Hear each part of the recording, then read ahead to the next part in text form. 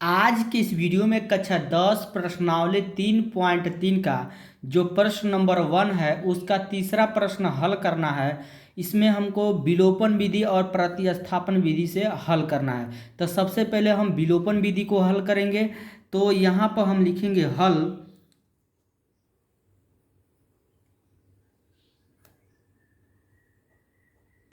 हल लिखने के बाद यहाँ पर लिखेंगे क्या, विलोपन विधि। विलोपन विलोपन विधि से, ये विलोपन विधि से हम लिखने के बाद से इसमें हम समीकरण बनाएंगे। क्या दिया है, 3x माइनस 5y माइनस 4 बराबर 0। ये समीकरण नंबर का हो जाएगा 1। फिर यहाँ पर जो है इसको हम समीकरण 2 बनाएंगे। कितना दिया, 9x है, 2y को इधर लेकर आएंगे, माइनस में 2y और प्लस में 7 इधर आएगा तो माइनस में 7 बराबर 0। ये समीकरण नंबर का हो जाएगा हमारा 2 हो जाएगा। ठीक है। अब विलोपन विधि में होता क्या है, या तो x वाला मान बराबर करिए और नहीं तो y वाला मान बराबर करिए। तो इसमें हम x वाला मान जो है यानी x वाला पद हम बराबर करेंगे। ठीक है। तो यहाँ पर जो है लिखेंगे क्या, समीकरण समीकरण वन में 3 से तथा समीकरण 2 में 1 से गुणा करने पर। अब हम गुणा करेंगे तो समीकरण 1 में 3 से गुणा करना है तो 3 3 कितना हो जाएगा, 9x। फिर माइनस 3 पचे 15y। फिर 3 से गुणा करेंगे माइनस 4 में तो 3 चौक 12 बराबर 0। ठीक है। अब समीकरण 2 में कौन से गुणा करना है, 1 से। तो जब 1 से हम गुणा करेंगे तो सेम वही रहेगा हमारा, 9x माइनस 2y माइनस 7। क्योंकि 1 से जब हम गुणा करते हैं तो मान में कोई परिवर्तन नहीं रहता, वही रहता है। तो अब यहाँ पे जो है लिखेंगे घटाने पर। जब हम घटाएंगे तो यहाँ पर माइनस होगा, ये माइनस है तो क्या होगा प्लस, ये माइनस है तो क्या होगा प्लस। घटाने पे चिन्ह बदलता है तो 9x से 9x घट जाएगा। यहाँ 15y है, यहाँ पर 2y है। 15y हमारा किस में है, माइनस में, और 2y किस में है, प्लस में। जुटेगा नहीं घटेगा, तो 15y में से 2y घटा देंगे तो 13y, वो भी माइनस में 13y। उसके बाद यहाँ माइनस में 12 है, यह प्लस में क्या है, 7 है। जुटेगा नहीं घटेगा, तो 12 में से 7 को हम क्या करेंगे, घटा देंगे। तो हमारा बचेगा माइनस में 5 बराबर का हो जाएगा 0। अब माइनस में हम 13y उतार देंगे, ये माइनस 5 इधर आएगा तो किस में हो जाएगा, प्लस में होगा। जो y के पास है वो कहाँ आएगा, हमारा नीचे। तो y बराबर होगा 5 बटा माइनस 13। अब हमारा y के जो मान निकला है वह समीकरण 1 में या 2 में रख देंगे तो हमारा x का मान निकलेगा। ठीक है। तो यहाँ पर हम लिखेंगे y का मान समीकरण 1 में रखने पर। ठीक है, या 2 में रख देते हैं, 2 में y का मान समीकरण 2 में रखने पर। तो समीकरण 2 है क्या हमारा, 9x माइनस 2y माइनस 7 बराबर 0। अब यहाँ पर जो 9 है, 9x उतार देंगे, माइनस 2 गुणे y की जगह का होगा 5 बटा माइनस 13। उसके बाद ये y का मान हो गया, माइनस का उतार देंगे 7 बराबर 0। ठीक है। अब यहाँ पर 9x उतार देंगे, माइनस 5 दूना कितना होगा हमारा 10। ठीक है। और नीचे हमारा क्या है, 13 है, माइनस में 13। उसके बाद माइनस क्या हमारा 7 बराबर 0। अब यहाँ पे जो है ये माइनस माइनस समझिए क्या हो गया, प्लस हो जाएगा। तो यहाँ पे जो है 9x प्लस 10/13 और माइनस का उतार देंगे 7 बराबर 0। अब यहाँ पे जो है इसका बट्टा कुछ नहीं तो 1 है, इसका बट्टा कुछ नहीं तो क्या है 1 है। अब इसका लॉस लेंगे, 1 13 1 का तो 13 लॉस होगा, 1 से 13 में भाग देंगे तो 13 बार में कटेगा और 13 गुणा 9 में करेंगे तो हो जाएगा 9 27 के साथ हासिल 2 और 9 9 2 11 117 होगा। ठीक है, अब प्लस है तो प्लस 13 से 13 में भाग देंगे 1 बार में जाएगा, 1 के गुणा 10 में करेंगे 10 होगा, माइनस फिर 1 से हम भाग देंगे 13 में तो 13 बार में कटेगा, 13 गुणा 7 में करेंगे तो 7 3 की 21 की 1 हासिल 2, 7 के 9 7 7 2 9 63 91 कितना आ गया 91। अब बराबर क्या हो जाएगा 0। अब यहाँ पे जो है 117 है, x से उतार देंगे और उसके बाद यहाँ पर 10 है और यहाँ पर माइनस क्या है हमारा 91 है, ये प्लस में है जुटेगा नहीं घटेगा, तब माइनस में कितना बचेगा हमारा 81 और नीचे हमारा क्या है 13 तो 13 हो जाएगा। अब बराबर क्या हो जाएगा 0। ठीक है, तो यहाँ पे जो है 13 गुणा हम 0 में कर देंगे तो यहाँ पर हो जाएगा 117 है x माइनस 81 बराबर 0। तो यहाँ पे 117 है x उतार देंगे, ये 81 इधर आएगा तो प्लस में 81 होगा, जो x के पास वो कहाँ आएगा नीचे, तो 81 बटा हो जाएगा 117। अब यहाँ पे जो है हम 13 से भाग देंगे, सॉरी 9 से, तो 9 9 81 ये हमारा 13 बार में कटेगा। ठीक है, तो ऊपर 9 और नीचे का हो जाएगा हमारा 13। ठीक है, तो यहाँ पर x का मान हमारा कितना आ गया 9/13, 9 बटा क्या आ गया हमारा 13। तो यहाँ पे लिखेंगे x बराबर 9/13 और y बराबर 5/-13, यही क्या हो जाएगा, यही क्या हो जाएगा इसका आंसर हो जाएगा। अभी हम विलोपन विधि से हल किए, अब प्रतिस्थापन विधि से हल करेंगे। अब प्रतिस्थापन विधि में होता क्या है, सबसे पहले तो समीकरण 1 बनाएंगे, उसके बाद समीकरण क्या 2, अब उसके बाद समीकरण 3।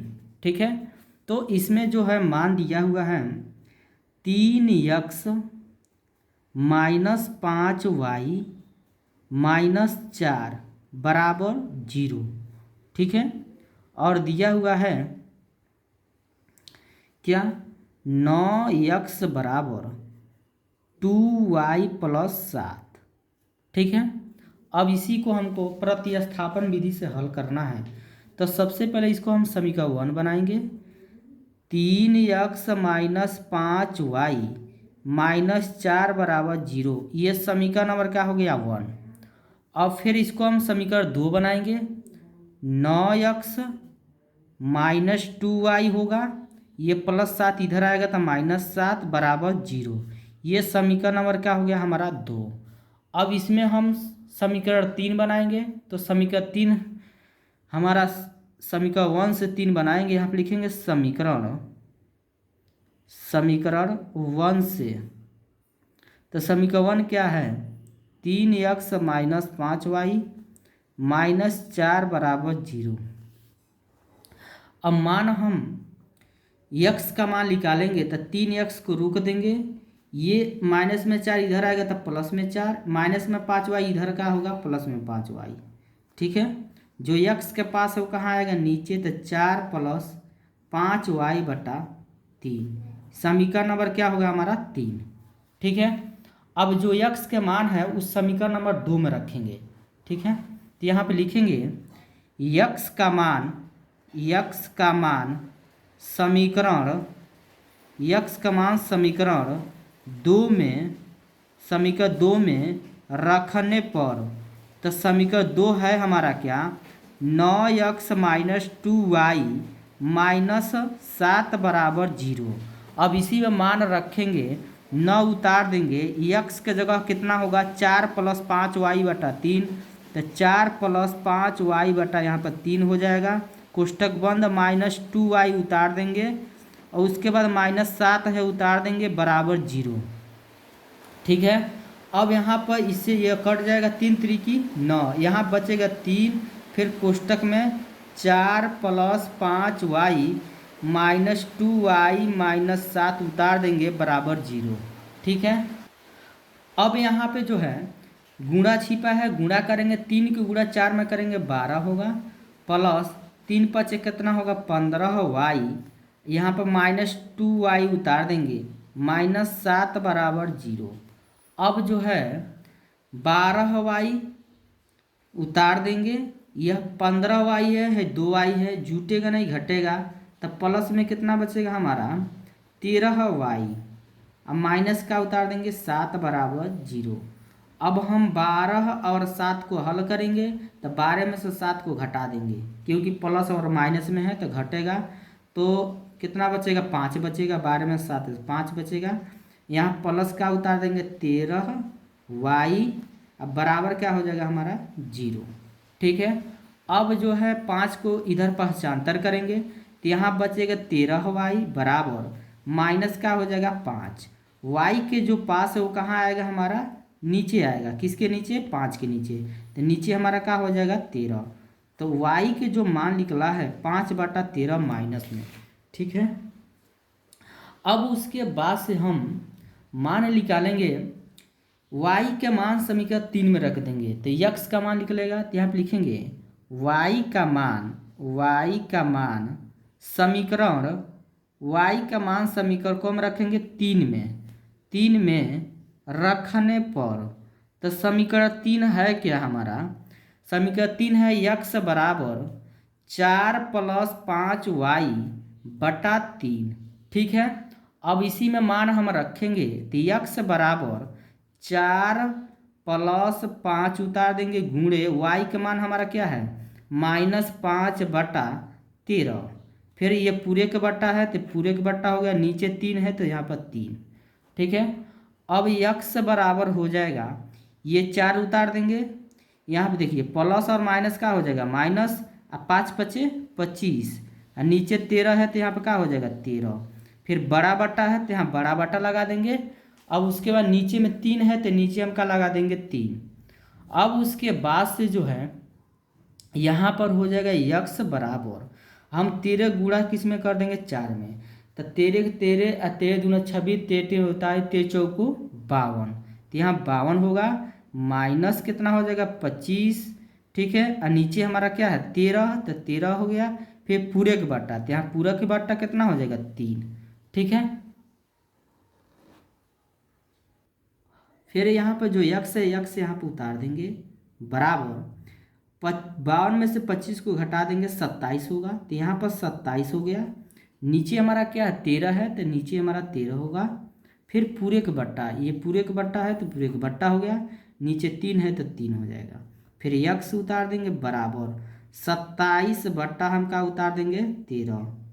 अब ये जो बट्टा है ना, बट्टा से हम क्या कर देंगे भाग होता है, भाग से क्या करेंगे गुणा, तो गुणा जब करेंगे तो 3 को उल्टा, तो 3 को उल्टा क्या होगा 1 बट्टा हमारा क्या हो जाएगा 3। अब जो है यहाँ पे गुणा हो गया, गुणा में हम 3 से 27 को काट देंगे, 3 × 9 = 27, तो x बराबर हो जाएगा 9 को गुणा 1 में करेंगे 9, और नीचे क्या बचा हमारा 13।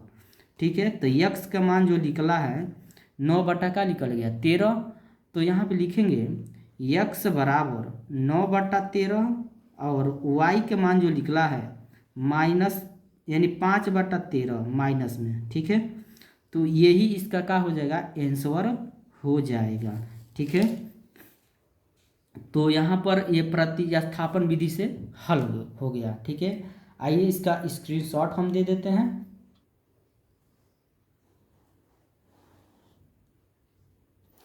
यदि ये वीडियो एक बार में नहीं समझ आया है तो आप इस वीडियो का आप दोबारा देखिए और अच्छे से समझ आएगा। ठीक है।